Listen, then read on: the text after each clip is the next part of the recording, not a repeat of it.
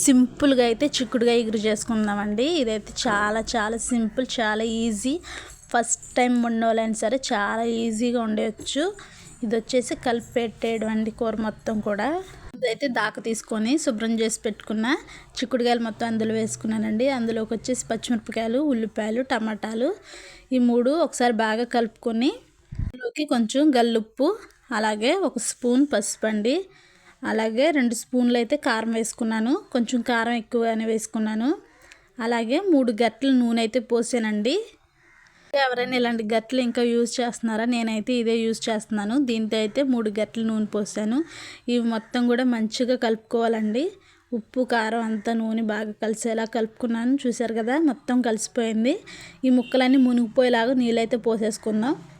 నీళ్ళు పోసేసుకొని stove on చేసేసి stove మీద అయితే పెట్టేసుకున్నానండి. చూసారు కదా, అంతా బాగా మరుగుతూ ఉందండి.